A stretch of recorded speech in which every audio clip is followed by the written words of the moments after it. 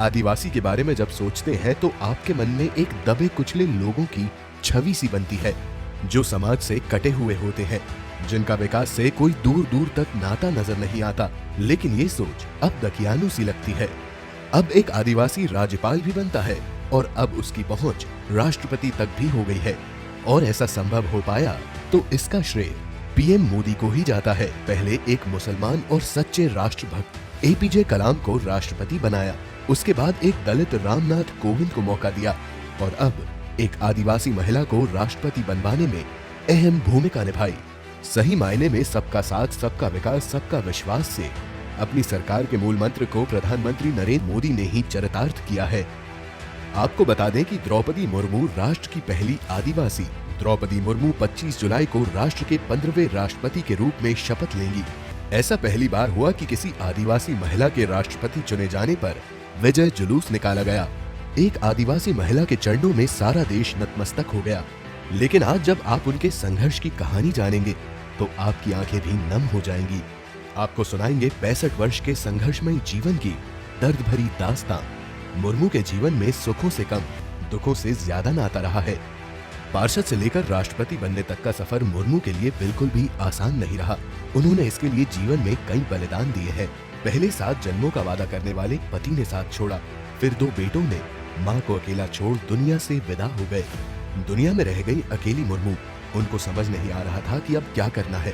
काफी दिन तक सुन्नता में रहने के बाद अपने आप को संभाला और फिर तय किया पार्षद से लेकर राष्ट्रपति बनने तक का सफर। और बात करें उनके विवाह की तो वो भी किसी फिल्मी कहानी से कम नहीं थी। साल था 1980 जब द्रौपदी मुर्मू ने स्नातक की पढ़ाई के लिए भुवनेश्वर में रामादेवी वुमेन्स कॉलेज में दाखिला लिया। उसी दौरान उनकी मुलाकात हुई श्याम चरण मुर्मू से और पहली ही मुलाकात में अपना दिल हार बैठी। द्रौपदी को कब उनसे प्यार हो गया इसका खुद द्रौपदी को भी पता नहीं चला। जब द्रौपदी के पिता बिरंची नारायण टूडू को उनके प्रेम के बारे में पता चला तो वो भी एक टिपिकल पिता की तरह रिएक्ट करते हुए बहुत नाराज हुए और वो इस रिश्ते से खुश नहीं थे।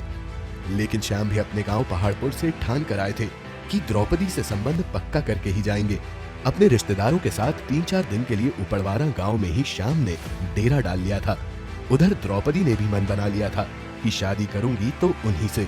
आखिरकार सब राजी हो गए, शादी पक्की हो जाती है। आदिवासियों में लड़के के घर वाले ही रिश्ता लेकर जाते हैं। आज से करीब 42 वर्ष पहले ही फिर यही पहाड़पुर गांव द्रौपदी टूडू का ससुराल बन गया। द्रौपदी को दहेज में एक गाय, बैल और 16 जोड़ी कपड़े दिए गए थे। लव मैरिज के बाद 4 साल तक सब कुछ ठीक चलता रहा, लेकिन पता नहीं किसकी नजर द्रौपदी मुर्मू के खुशहाल जीवन पर लग गई। साल 1984 द्रौपदी की खुशियों के लिए ग्रहण साबित हुआ। पहले 3 साल की बेटी की मौत हो गई।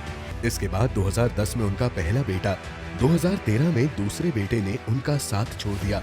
हद तो तब हो गई जब साल 2014 में उनके पति की भी मौत हो गई। इसके बाद इमारत में कभी सन्नाटा न पसरे, इसलिए द्रौपदी ने अगस्त 2016 में अपने घर को स्कूल में तब्दील कर दिया। हर साल द्रौपदी अपने बेटों और पति की डेथ एनिवर्सरी पर यहाँ जरूर आती है।